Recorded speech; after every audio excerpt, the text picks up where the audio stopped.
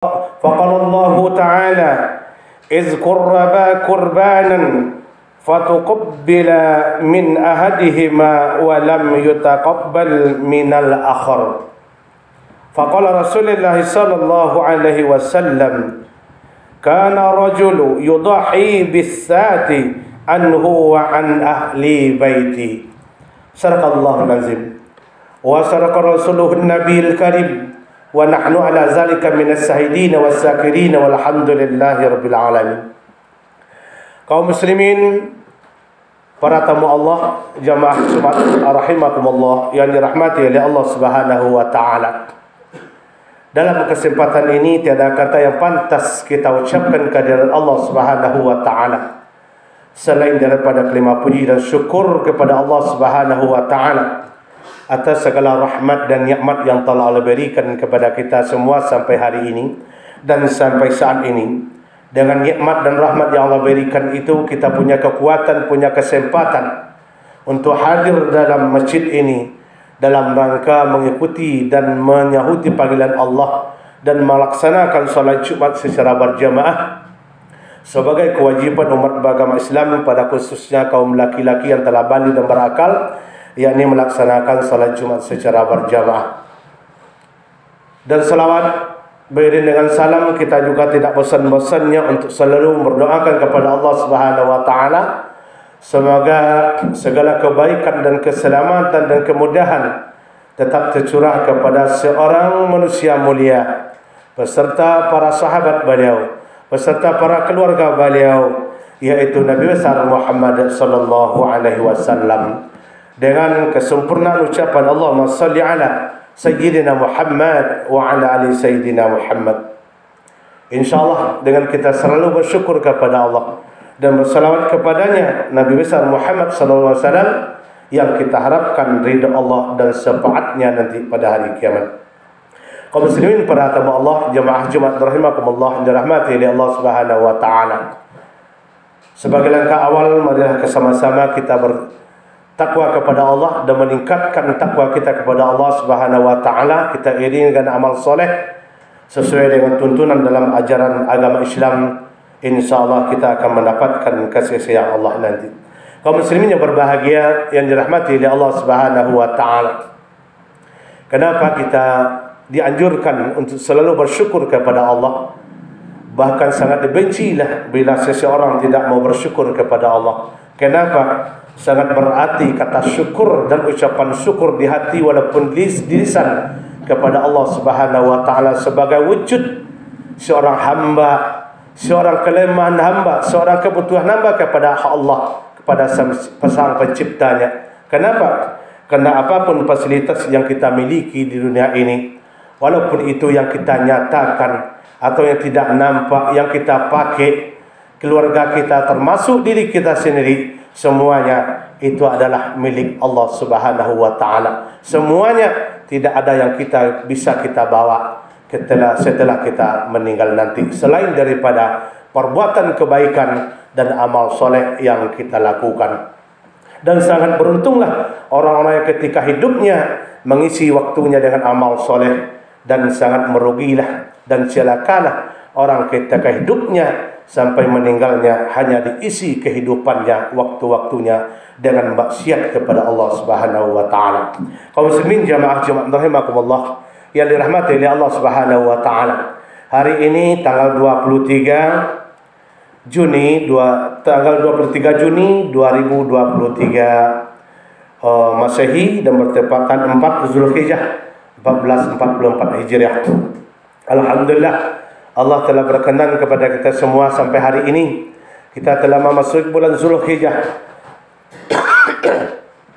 bulan yang sangat bersejarah sekali, bulan yang sangat agung sekali, ya, yang seperti kita ketahui dalam setiap tahunnya ada satu bulan terdapat bulan Zulhijjah, bulan yang bersejarah, bulan yang Allah mewajib dan Allah memerintahkan kepada kita dan Rasulnya juga, dan Nabi Muhammad juga memerintahkan kepada kita untuk supaya dan bersegera meningkatkan amal soleh, walaupun itu amal berbentuk amal-amal yang sunnah atau sunnah bagi Rasulullah, dan begitu juga amal yang wajib bagi Rasulullah sallallahu alaihi wasallam.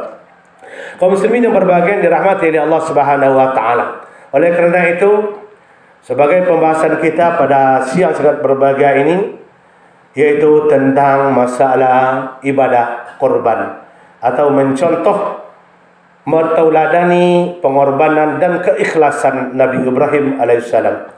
Kaum muslimin yang berbahagia dirahmati oleh Allah Subhanahu wa taala. Dalam Al-Quran sangat banyak sekali ayat-ayat Al-Quran yang telah dicantumkan oleh Allah Subhanahu wa taala dalam Al-Qur'annya. Setidak-tidaknya ada 4 surat. Yang pertama dalam surat Al-Kautsar, itu perintah masalah korban untuk umat manusia, termasuk kita sampai sekarang ini. Yang kedua dalam surah Al-Hajj, itu ada 2 ayat atau 3 ayat. Di situ juga sangat ditekankan dan diperintahkan, bukan hanya perintah Rasulullah, bukan hanya sekedar sunnah dari syariat dari Nabi Ibrahim, tetapi sebenarnya sudah dinukil oleh Allah Subhanahu wa taala ketika Allah menciptakan Al-Quran, ketika Allah meninggalkan kalamnya di Quranul Karim. Maka semuanya kita sebenarnya, setiap umat telah diperintahkan oleh Allah Subhanahu wa taala untuk melaksanakan atau untuk mengorbankan sedikit setiap tahunnya nikmat dan rahmat yang telah Allah berikan kepada kita. Di dalam Al-Quran surah Al-Hajj, dalam Al-Hajj tadi yang telah kami bacakan, di awal khutbah tadi terdapat yaitu surah Al-Hajj ayat ke-34. Di situ Allah menekankan sangat jelas sekali. Bismillahirrahmanirrahim.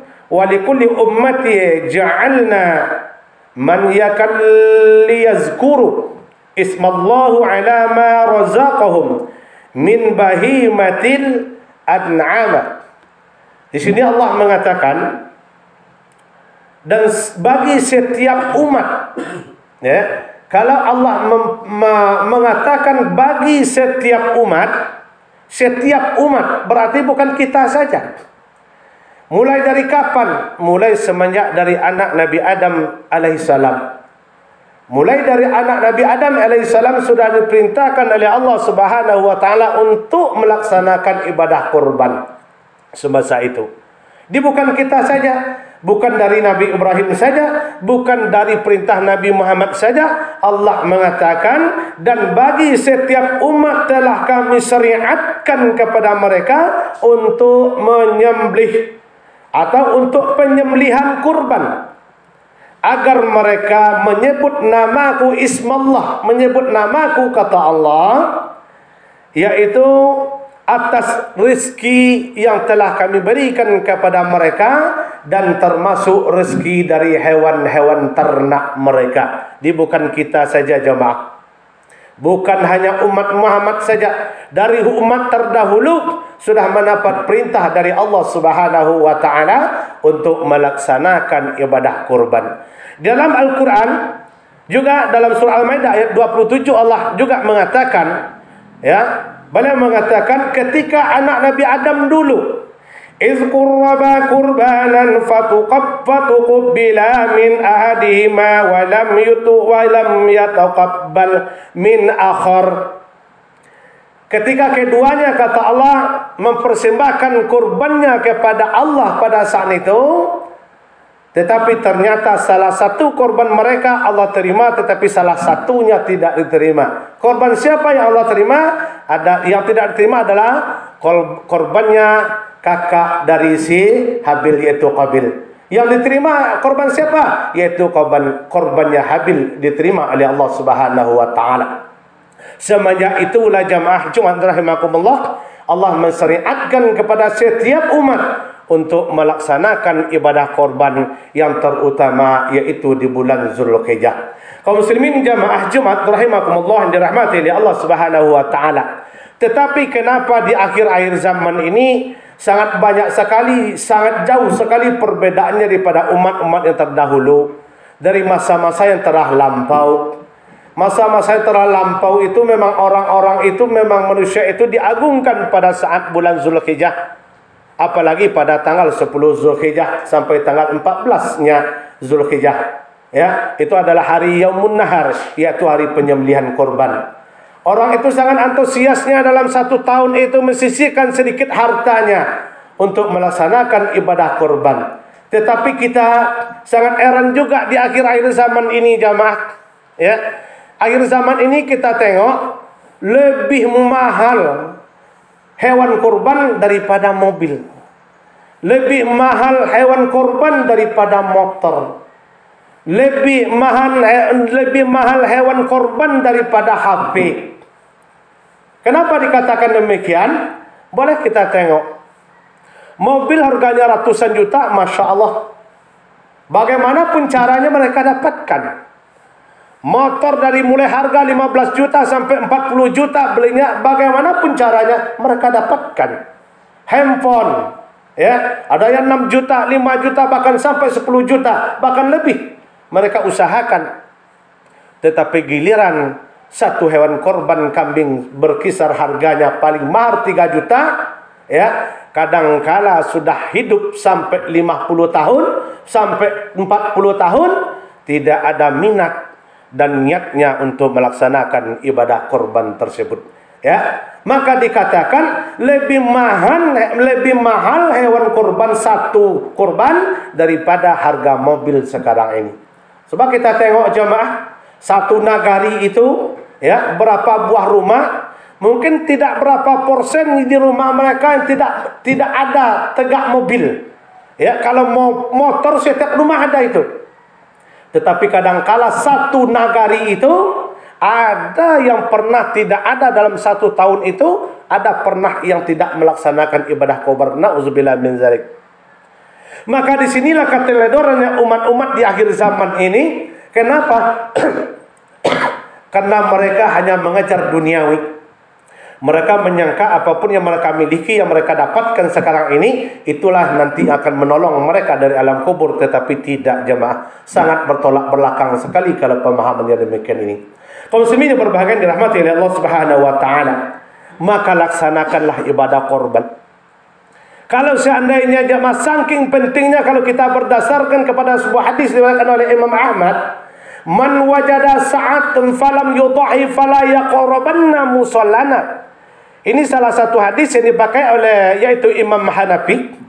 Maka dalam mazhab Imam Hanafi beliau mengatakan korban ini wajib hukumnya. Salah satu dalil yang beliau pakai ini, ya, man wajada sa'atan falam yudhi fala yaqrabanna musallana.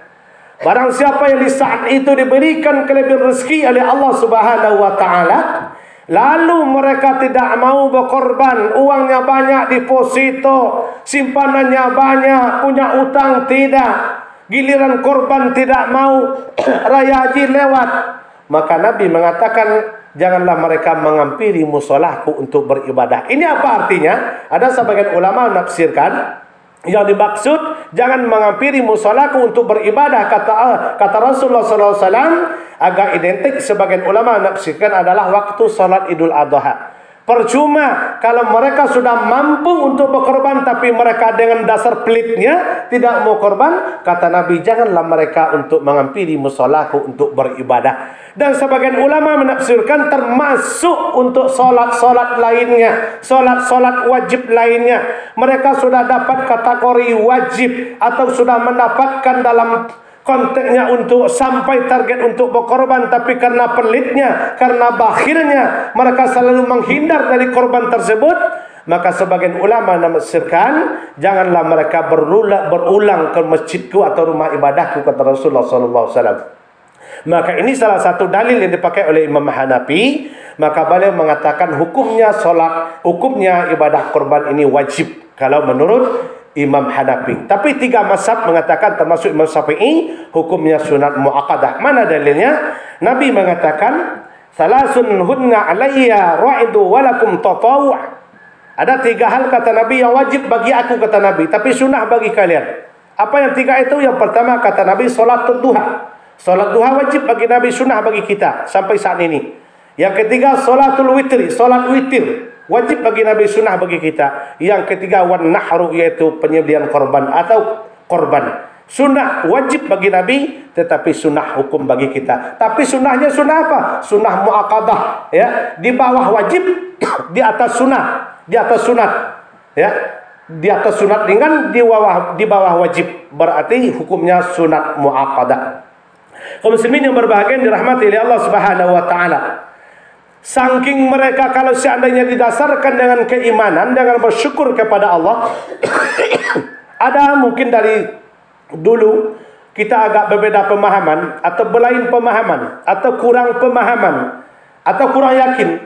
Seandainya tahun ini jemaah kita ada rezeki cuman untuk beli 1 ekor kambing saja, tidak mampu di rumah itu ada kita 7 orang atau 8 orang, anak kita, istri kita, tapi cuman mampunya beli kambing 1 ekor, 3 juta atau 2,5 juta.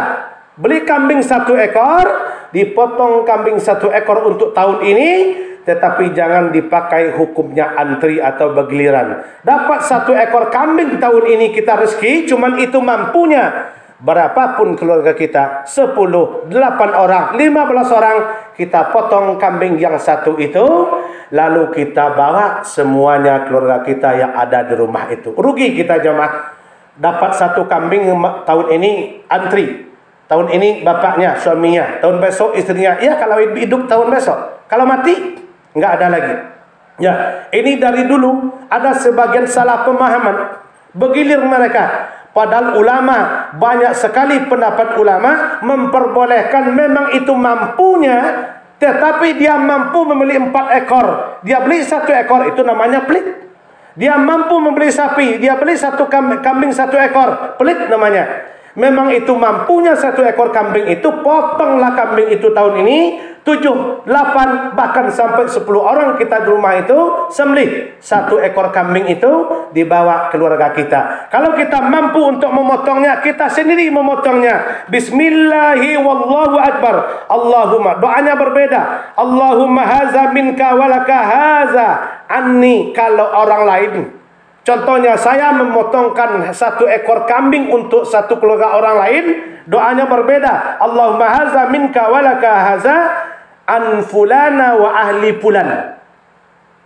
Kalau kita memotong untuk kita sendiri, Allahumma hazani, ya Allah terimalah ini dariku wa ahlihi, untuk keluargaku. Kalau kita bisa memotongnya sendiri, kambing, bawa untuk keluarga kita, insya Allah. Ini banyak pendapat ulama jamaah. Rugi kita kalau sistemnya antri. Kalau cuma mampunya membeli kambing untuk tahun ini. Kalau hidup lagi tahun besok, ya beli lagi kambing cuma 1 mampunya 1, pakai atas nama istri dan bawa lagi 1 keluarga. Insya Allah itu bisa. Kaum muslimin yang berbahagia dirahmati oleh Allah Subhanahu wa taala. Banyak sekali dalil-dalil yang menguatkan. Salah satu saja kami sampaikan dari sini, sebuah hadis diriwayatkan oleh yaitu Imam At-Tirmizi, bahwa Nabi SAW pernah bersabda, kana ar-rajulu yudha'i bis-sati anhu wa an ahli baiti. Ketika di zaman Rasulullah dulu ada seorang laki-laki, dia memotong kambing 1 ekor untuk korban dirinya, wa ahlihi, dan untuk keluarganya juga. Ini hadis sahih riwayat At-Tirmizi. Kaum muslimin yang berbahagia, banyak lagi hadis lain. Nabi pun mencontohkan memotong kambing 1 ekor, kata beliau, dariku dan untuk umatku, dariku untuk keluargaku. Keluarga Nabi berapa orang? Bukan 1 orang, bukan 2 orang, bahkan lebih. Keluarga Nabi semuanya termasuk anak dan istrinya lebih daripada 10 orang atau lebih daripada 15 orang. Kaum muslimin yang berbahagia dirahmati oleh Allah Subhanahu wa taala. Mudah-mudahan dengan peringatan dari Allah ini, setiap kita dari dulu sudah dipanggil untuk berkorban. Mudah-mudahan tahun kemarin mungkin kita belum mampu atau belum sanggup. Mudah-mudahan untuk tahun ini kita sisihkan, masih ada waktunya 1 minggu lagi, lebih dari 1 minggu lagi. Walaupun sudah hari raya kita, sudah raya kurban tanggal 10 itu, belum ada uang, pas kita mau berkorban tanggal 11-nya atau tanggal 12-nya kita beli kambing, boleh sampai tanggal 13-nya nanti, boleh kita berkorban. Ya, bukan patokan sampai selesai orang sholat Idul Adha, tidak. Ya, kalau seandainya kita sudah ada panggilan untuk melaksanakan korban, sebenarnya tidak sulit jamaah. Banyak kita tengok di kampung-kampung, orang miskin rajin dia setiap tahun korban. Bahkan orang yang kaya pelit, nggak ada. Padahal Seperti kita bilang tadi, deposito uangnya banyak, mobilnya bermacam-macam, tapi giliran korban susah. Inilah orang yang kufur atas nikmat Allah Subhanahu wa taala. Kaum muslimin yang berbahagia dirahmati oleh Allah Subhanahu wa taala. Mungkin tidak bisa panjang lebar kita patokkan dan kita ambil tolak ukur, yaitu yang diperintahkan kepada anak Nabi Adam dan diperintahkan kepada yaitu Nabi Ibrahim alaihissalam tentang masalah korban. Ya, beliau Nabi Ibrahim memang orangnya dermawan sekali. Sebelum menyembelih anaknya itu berkorban hewannya bukan main jamaah. Setiap tahunnya 1.000 ekor kambing dan 300 ekor lembu dan 100 ekor onta. Setiap tahunnya beliau tidak memikirkan akan habis. Tetapi alhamdulillah ternyata orang yang mau bersyukur kepada Allah seperti Nabi Ibrahim, setiap tahunnya dia menyembelih hewan semacam itu, tetapi 3 kali lipat setiap tahunnya, ditambah pengembangan atau berkembang biaknya ternak diberikan oleh Allah Subhanahu wa taala. Dan begitu jugalah kita selaku umat Muhammad sampai hari ini, kalau kita mau bersyukur, ya, amalan sedekah yang paling afdal jamaah adalah sedekah melalui kurban jamaah. Semoga oleh kerana itu, semoga kita semua hendaknya bisa mengikuti sunnah yang telah dicontohkan dari anak Nabi Adam sampai ke Nabi Ibrahim, dan juga yang sangat dianjurkan oleh Rasulullah sallallahu alaihi wasallam. Tujuannya satu jamaah. Tujuannya korban ini 2. Yang pertama adalah sedekah yang paling afdal. Yang kedua, karena innahu la ya'ti yaumil qiyamah bi quruniha wa azlafiha wa as'ariha. Hewan korban jamaah enggak punya amal lain kita. Ternyata hewan korban pada hari kiamat nanti bukan hanya sekadar hari kiamat, dari alam kubur kita akan datang beserta kukunya, beserta tanduknya dan beserta bulunya akan datang kepada orang yang berkorban tersebut pada hari kiamat nanti. Mudah-mudahan kita bisa melaksanakan ibadah ini, ibadah yang sangat dicintai oleh Allah ini. Semuanya kita yang melaksanakan korban nanti semoga hendaknya diterima di sisi Allah Subhanahu wa taala. Fa'tabiru ya ulil absar la'allakum